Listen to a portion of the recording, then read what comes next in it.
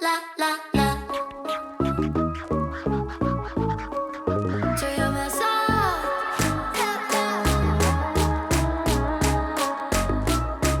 Yeah. Tonight I'm gonna feel alive, and no one won't be acting nice. So baby, go and start a fight. I'm in love with the city lights. Look, I'm enough of a big star. I got my girls and I got my cars. Come on here, baby, be a buzz. Do whatever you want. So we've got something really cool today I've been wanting to do for many months now. There's a community member that hangs out on our Discord and several other Game Gear Discords. Goes by the name of Math, and he has a website, SYF.nl, where you can buy all of his products.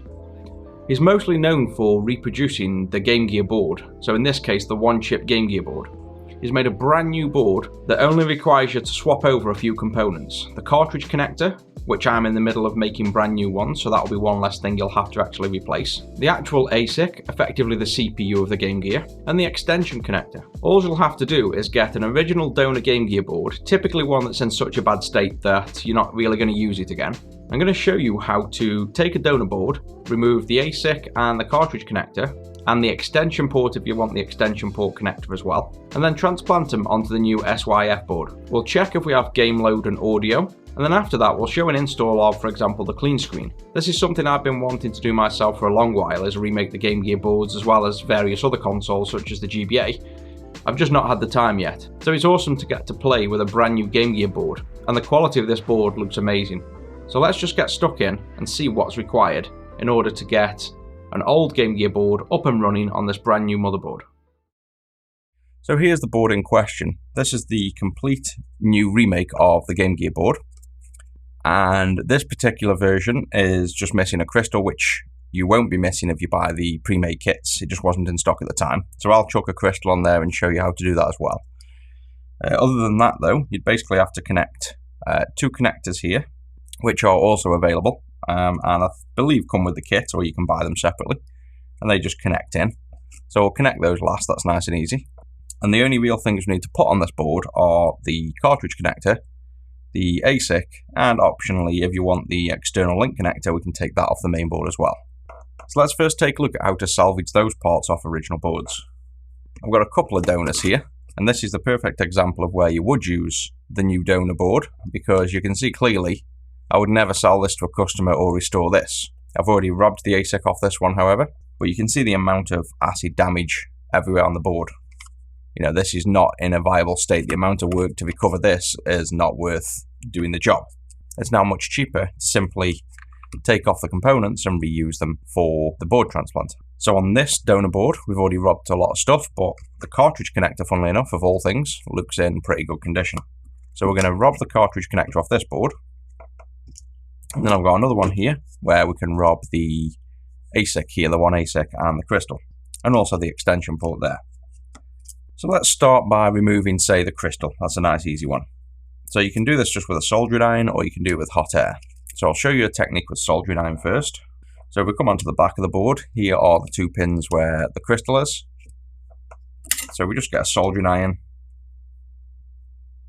put some fresh solder on both pads.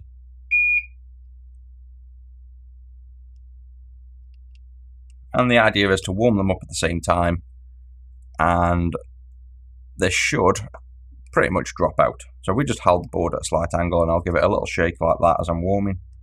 I'll just warm either side and then shake, and you can see it falls out. So that's one technique to get simple components out. I'll just go and quickly chuck this on this board. We just pass it through the slot, turn over, and I'll just make sure to rest the crystal on the floor there, and just apply fresh solder to the pads. And there's the crystal on, nice and easy. Next up, let's go to, say, the extension connector, and this time I'm going to use hot air. So before we try to hot air this out, we will hot air from this side, and you basically apply heat to these pins. But what I do want to do is, this will be potentially lead-free solder, which means it needs a lot more heat to melt. So what I'm going to do is apply fresh leaded solder to all the connections. There's two options you can use to get this out. One is to use desolder wick, which we'll see in a moment, to remove all the solder, so you simply have open holes and you can remove the component freely. The other option is to cover it in leaded solder like this, and then warm all the solder joints at the same time to remove the component.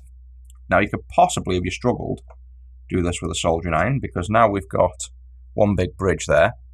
We could potentially try and get the iron over all these pads at the same time and kind of get it to come out this way. And it's possible. But instead what I'm going to do, and what I recommend if you have one, is just get your hot air rework station. And for this, I'm just going to get the hot air. I'm going to try a similar trick, ideally by just tapping, because I've got a good range here to tap with my arm. I'm going to apply a bit of general heat around the area, and you can see the distance I'm working away is sort of this distance. I'll go closer when it starts to warm up, but initially I'm a fair distance away. So I'm just going to preheat the board a little bit. My air is on 420 degrees and 120% airflow, so maximum, well, not far off maximum airflow and quite hot temperature. This varies based on boards that you're working on and components, so you just have to learn what works for you.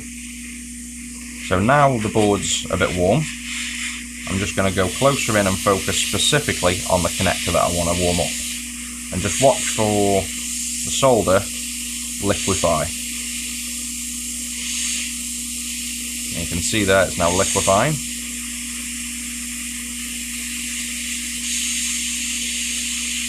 And you'll probably find this component just drops out once all the solder pads are warm, but if not, I'll try giving it little taps. So that's warm enough and it doesn't want to drop. So what I will do is get tweezers in between here to apply a little force, and then try again and warm up with a little bit of friction.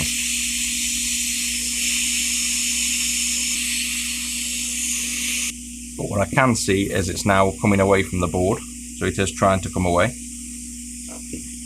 So before we carry on with that, because you don't want to apply too much heat to the board and damage the board, what I'm actually going to do is, because the biggest heatsink is this metal cage, and those two pins are here, they require a lot more heat,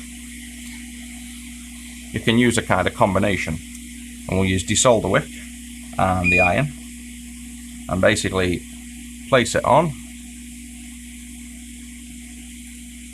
and remove as much of that solder, hopefully all of the solder, away from the connector.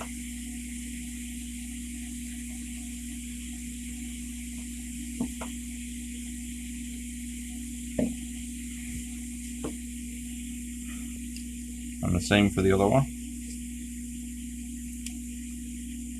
That one de-wicked much nicer.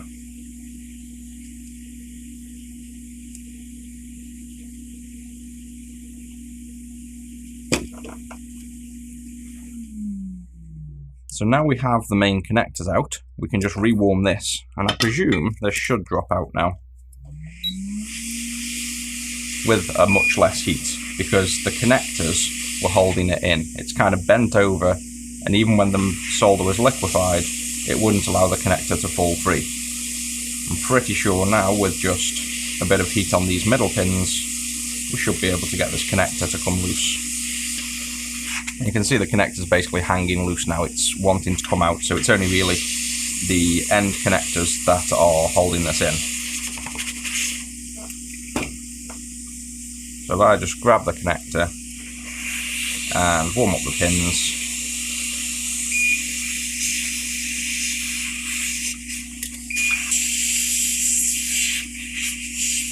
you can see this is basically out, all bar this connector here. So I'm just going to straighten this up a little bit.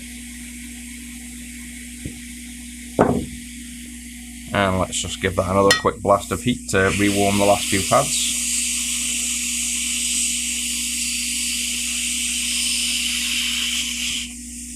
And there comes the connector. Once you have the connector out, you'll have to clean up the pins. So you can see the pins have got a little bit of excess solder on.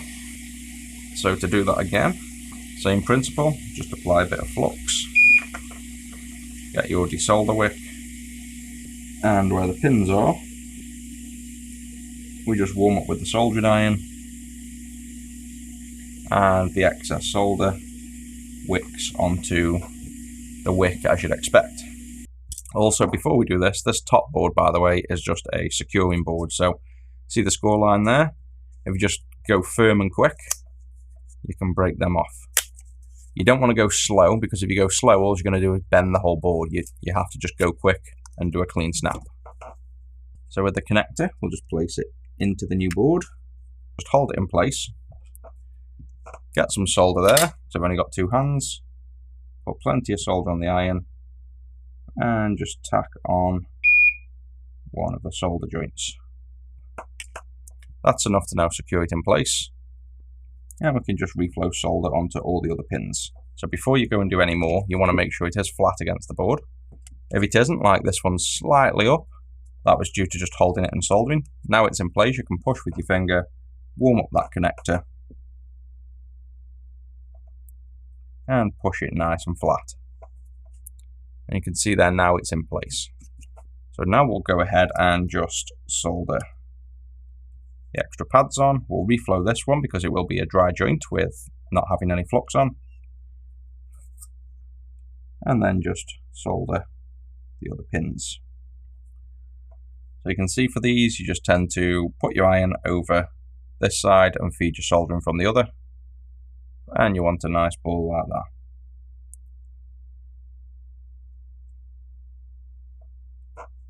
Turn the board around so you're working from your most comfortable angle, and then I'll work down this way.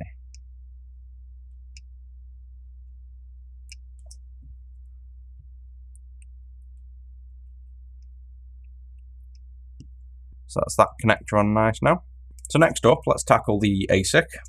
I've just noticed we actually don't have a power LED on here either, so we'll chuck an LED in when we're coming to test the boot. We'll just have to remember to do that. So let's get this ASIC off. So the ASIC is on this board. It's the big chip here. So the current board only supports the 1 chips. So there's only one other board that isn't compatible that also has 1 chip here, and it's a VA405, where it will say, I think, VA405 here, or VA, see where it says VA1, it'll say VA405 there. They're the rarer boards that were produced later on, and they're not compatible with this board. But you'll be lucky if you have one of them. You're almost guaranteed to have this style board if you have 1 chip here. So how do we remove this chip? This is entirely hot air, that's all you need. This is actually one of the simplest things to do. But the key here is, I'm going to rest my tweezers in this gap here, so I can pinch just the corner there. And there's not much there to grab, but what will happen is, as I'm gently pushing my tweezers here, as we warm up around and this becomes loose, this tweezer will slide slightly under and gently lift the board up a little bit. As it does that, I'll then grab down, carry on warming up for a few seconds, and then lift away slowly.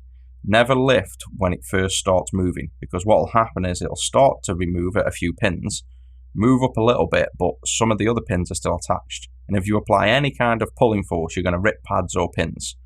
So there's no rush with this, you take your time. So let's just hot air this off now. And I'll start by a little bit of preheat around the board. And then what I'm going to do is just run my iron around here in a consistent and constant motion until it comes loose. So I don't need to go here either at the start because I know it's not going to be loose yet. So I'll leave my tweezers out so they don't warm up. And I'll just go around pins like this. And distance wise, I'm probably about 1 inch maybe away from the board.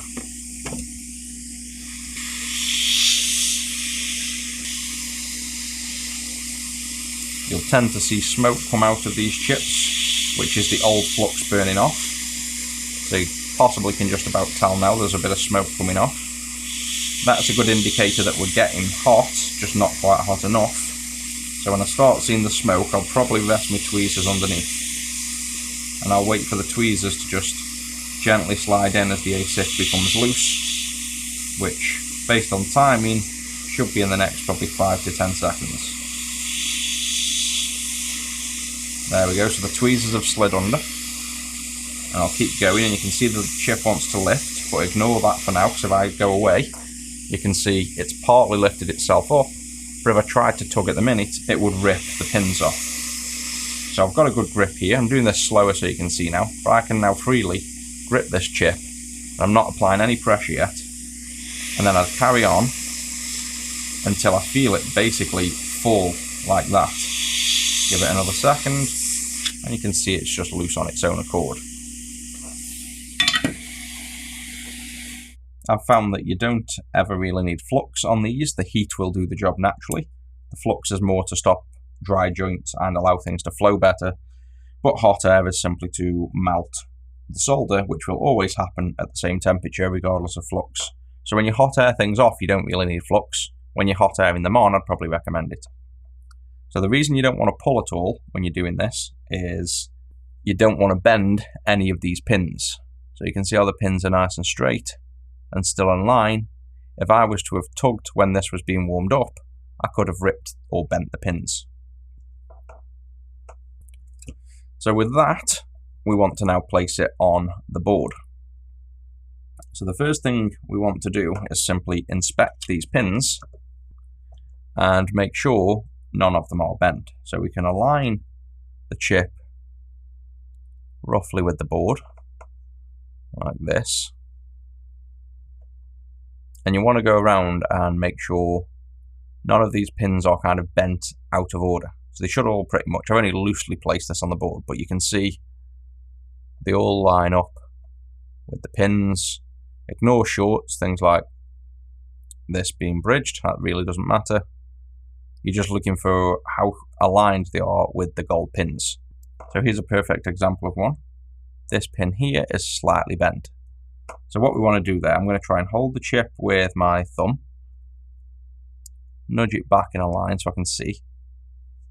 And now I'm just kind of holding the chip with my thumb there to keep it in place, just putting some pressure down. And then with my tweezers, just gently and very gently, just nudge it over like that. Don't apply too much force because you'll snap it at the base here and then the chip is completely useless. If you don't do this correction now, however, and then you come to solder, you're going to get solder bridges and they will be a lot harder to remove when the pin isn't in the right spot. So that's that one corrected, and that's all of them. So you ignore shorts because I'm going to solder this a different way than, I don't know how many people do the way I do, but I'm not going to solder it with what comes with this kit, or what came with mine at least, is a stencil. So the way most people would probably try and tackle this to solder is to get a stencil such as this, and this is in the way, the crystal at the minute and other components, so I couldn't use this anyway if I wanted at the minute, but you'd place this over the board so that these pins align obviously over the entire ASIC. So if I just use this bottom as try and get an example of what you'd see all these pins go through here and show through. You'd then get solder paste, which is basically looks like a tube of solder flux, but instead of flux, it's actually solder, just in liquid form in a sense. It's just really, really tiny solder balls held in a solution, so it comes out like a grey paste. This allows you to apply effectively liquid solder, like a paste of solder. You then place your chip into that paste, like that, and then you hot air around and let the solder melt. I find that's a far more tedious method. That's not really required. As long as you know how to solder with a soldering iron, you can do this no problem. The first step is we want to tack this ASIC in place. So align it in essence. So I'm just going to pick, say, the top pad, and I'm going to tack some solder onto, try and just get the top pad. There we go. Now with that, I want to bring the ASIC in. It's important that you put the ASIC back in the same orientation you took it off. So you can see it's got two dots, and in my case the Sega's written down. And if we grab another board just to be sure, you can see the Sega is in this orientation. I've done chip swaps before where I've accidentally put the chip on upside down, rotated around and had to remove the whole thing again. So just make sure you have this chip in the right place. You then want to position it, including that top pin where you're going to tack on, roughly in position. So roughly like this. You don't have to be really accurate at this point. And then if we go down to this corner, and we get this first pin over, like so. What we'll try and do now, because again we only have two hands, is we will apply some flux here. Don't worry about bridging multiple pins, it really doesn't matter. Just tack like this, and you'll see the pin is usually floating in the air, so you might have to gently push down a little bit to tack the pad in place. If it is in place, then you can see there, it's just tacked in place. Now the chip is kind of held very gently, but it's held on the board now, so we can focus on the opposite corner that we tacked here, and now we want to nudge gently the chip to bring the other pins into alignment.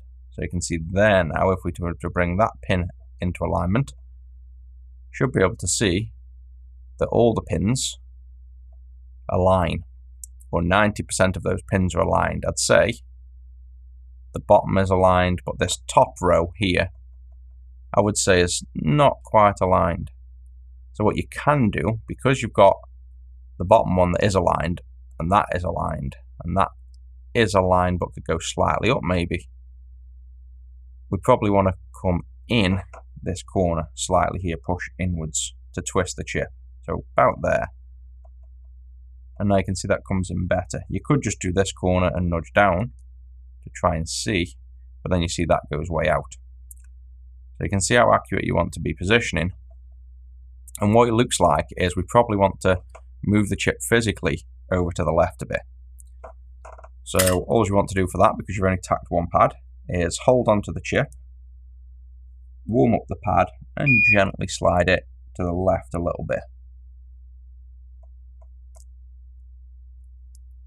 If you go too far or you just want to try again, you can just remove the chip altogether and try your positioning once more. And it's important to spend time on this step because the next step is very easy. This is the prep to get the chip aligned. And once you're happy with the alignment, everything else is, we could solder this entire chip in probably 1 minute. And you can see now that after just nudging it around for a few seconds, we seem to have a much better alignment there. So with that in position, we will now retack this pad. So again, fresh flux without nudging the chip. I will try and gently tack this pad, and then just recheck everything is still in line, which it now is a much better alignment. So you can see everything now. I'm sort of happy with that level of alignment. That's now close enough, and from experience that I know that is going to solder fine. So let's now just tack this opposite diagonal corner down to fix it in place quite well. So same again, tiny bit of flux, and I'll apply flux to the base first, and that's now locked in. It's quite a fat blob of solder there, but again, don't worry about that for now because the next step will clear all this off. So one final check, are we happy with the alignment of the pins? And I'd say if anything, these pins here are just a little bit high, so I probably want to come slightly down with the chip. So I'm just going to come ever so slightly down, like that, and you can see now much better alignment. So the biggest step that most of you probably think is the hardest now is actually the easiest step to do. So all we have to do now to flow this entire chip in place is apply flux all around the chip. So what we're going to do is make sure the iron's clean. We're going to blob solder on the iron, and we're just going to drag down the pins. Now, the important thing here, the only real thing that can mess this up for you, is as we're dragging down these pins, you do not want to push your iron in as such, or with any kind of force. So as we're going down the board, even though it might look like I'm pushing down or applying force, I'm never applying any force. I'm just resting the iron just over the pins and dragging slowly and letting the flux do the work. If I apply force, what I'm going to do is bend them delicate pins down, and then you'll end up with bent pins and bridges, and this won't work. So I'm going to start down here where we've got a nice clean area to show you that you can get your iron in easy, and I can kind of demonstrate the technique easier. So I'm going to put the iron effectively flat on the board, like down. I'm going to go in to about here, and I'm just going to slowly drag down, but remembering not to apply much pressure, to effectively drag the pins themselves. I'm just trying to drag the solder down, and this will only take seconds. And what you'll find as well is you'll have a ball of solder following your iron tip, and you'll have bridges, but as you go, the bridges will follow your iron for the most part. So if we just apply solder and go for it, tons of solder, and get the iron flat on the board, and you can see already, if we just apply a bit more flux straight away, because the iron's eaten that all up, and you can see the bridge following the iron. So you can see you have a bridge join. Once the bridge stops following the iron, it's time to apply a little bit more flux. Pick back up where you left off, and you'll find that the solder ball and bridge follows your iron. The last 3 pins, you just clean your iron off, apply a bit of flux, and this goes the same for any join. Tap on, clean the iron, tap on, clean the iron, and just repeat that step. And it will naturally then remove the bridge by sucking the solder onto your iron instead of the board. We just clean up this area now with IPA. You can see now there is a bunch of solid joins with plenty of solder on, so we haven't limited the solder, and no bridges. And that's the benefit of the prep work, to make sure that this step goes smoothly. The big benefit of doing this kind of drag soldering versus stenciling, or by being too afraid of a join that you try to apply solder to one pin at a time, is the solder won't flow all over the pins and under the pins and make a solid base connection. You'll be limiting the amount of solder, you won't have much flux there, the joint won't be anywhere near as good as drag soldering. So this joint, where it's completely engulfing the pad and just the right amount of solder, is thanks to surface tension and the way we've done the solder. You won't beat this level of join for this kind of chip. So that's why I'd highly recommend doing this kind of technique instead of any other. We'll go to now this tricky corner here because we've already got components on the board. So it's going to be harder here to get the right soldering angle. So I'm going to be kind of lifting the iron up in the air or tilting it this way. And this is where you want to be careful. You're not kind of pushing the pins as we mentioned. It's very light pressure. You're just allowing the solder ball to flow. So as before, do not panic about solder bridges. If you are, purposely join a bunch of pins together like this to get rid of that fear that I don't want to make a solder joint. So now we have the solder on the pins. I can just apply plenty of flux, put the iron on, resting the iron on pretty much just with gravity, wait a split second and start dragging at a slow pace and watch that ball follow the iron. As you see the ball not follow, go back up. And after a few times, if going back up to the ball, it doesn't make the join, doesn't make the ball follow the iron, just apply a bit more flux. You can see here now it's getting a bit short on flux. Put some back on and drag down. And then you'll always get the last pins where you just have to pretty much clean your iron, tap on, clean your iron, tap on. And I'm not pushing, I'm not trying to drag or move that ball. I'm simply making sure my iron's clean every time I touch back on to allow a small amount of that solder to keep flowing onto the tip of the iron until all the joints are gone. Apply a little bit more flux and there's all the bridges gone as well. And we can clean that side up.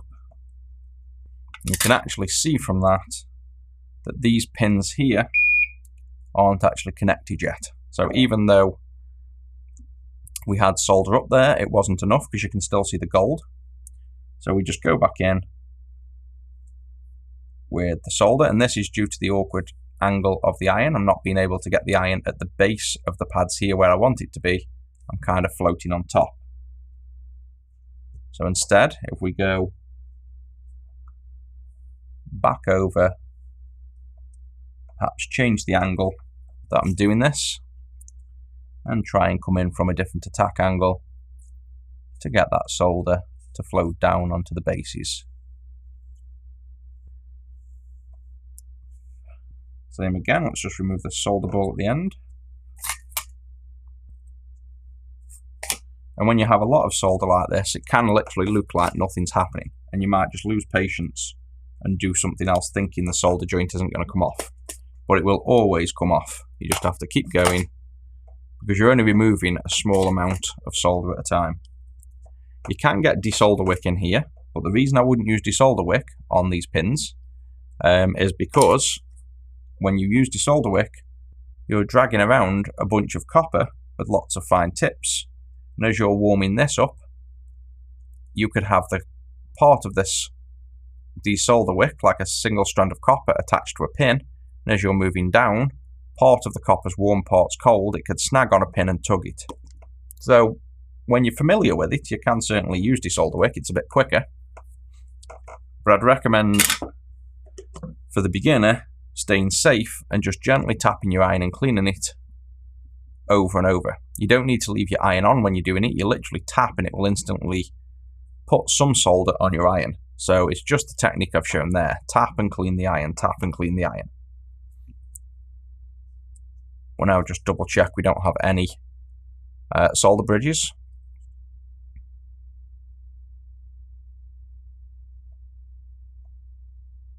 And yep, they're all fine. If you did want to now check every pin is soldered, because it might look soldered, for example, this might look soldered here, but it might be floating up in the air. So what you'd do is you get a set of tweezers, and you just use one tip of the tweezer, and you're gently pushing, so I'm pushing like this. I'm gently touching on the pin and pushing out like that to see that nothing moves. Or if it's easier, you can drag down the pins gently like this. And you're looking for a pin moving. If a pin moves, it's not soldered. So none of them moved. Now you imagine we'd soldered, say, this pad here. If I was to push on this pin, you can see it's free moving. So if I was to drag down these, see, I've just knocked that one out of alignment. So you can see how gentle these pins are. So once you've soldered, you just gently poke these pins, and if it still moves, you know it's got no solder on. So now let's do this side. Same principle applies again. I'm just going to do this one the same as the others. And we've got plenty of room to work here, so the ideal space is iron flat to the board and coming in at the legs here and dragging down. So plenty of solder at the legs and drag down. You tend to find normally at the start you need to put the extra bit of flux on pretty much straight away, or you have to simply give the initial start of the drag a bit more time for the whole chip to warm up.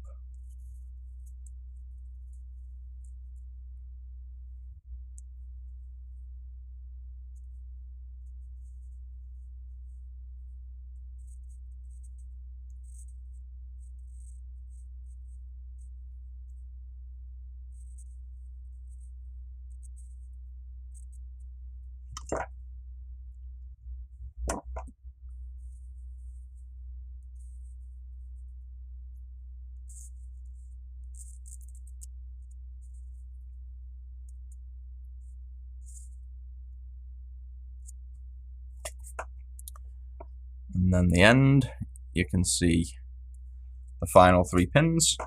I'll show you what desolder wick will do, just so you can see how quick it is with it. But I do remind you to be very careful if you are going to use desolder wick. Put a little bit of flux on. Rest the desolder wick by the pins. And again, the main important thing is don't push here. Don't push and force the pins. Just going to rest the iron on the desolder wick and go close. And you can see there it's wicked off straight away. But again, there's many problems with desolder wick. One, that could have now wicked all the solder off under these pads and they're no longer soldered. So you'll have what looks like a good solder joint but no solder underneath. And two, it's very easy to snag and pull the pins. So I wouldn't recommend the desolder wick. It's not really needed in this instance. And one last side. This time this crystal's going to get in my way. So I'll work the opposite hand.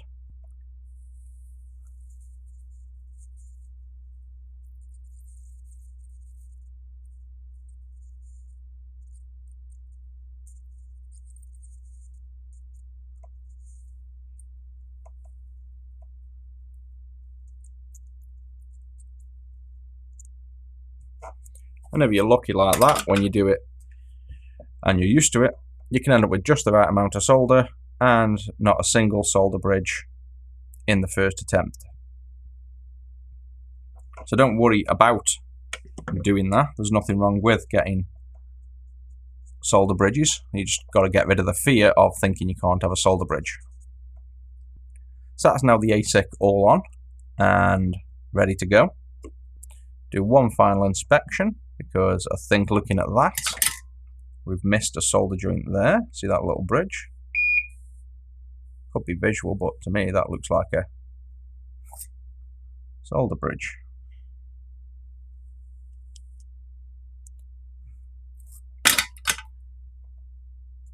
And then you can get these from different angles as well, so it tends to be good to look at the board from various angles.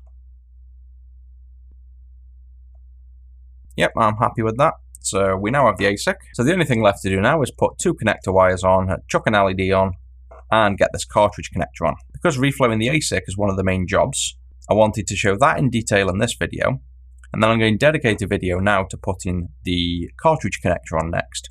And then finally we'll spin this board up and chuck a clean screen on, and chuck this into a complete console. And once you've done these a few times, and if you're doing them in batches, this really doesn't take long at all. This is an awesome option. And it's certainly much quicker for most people than simply repairing broken traces. If you don't have the tools to find where broken traces are, you could spend hours and hours trying to fix this board with corrosion versus simply hot airing 2 components off or 3 components off and chucking them on a new board. So this is an absolutely awesome option, and it's going to keep these Game Gears alive for longer. So I hope you found this useful on how to reflow the ASIC, and I'll show you next how to do the cartridge connector.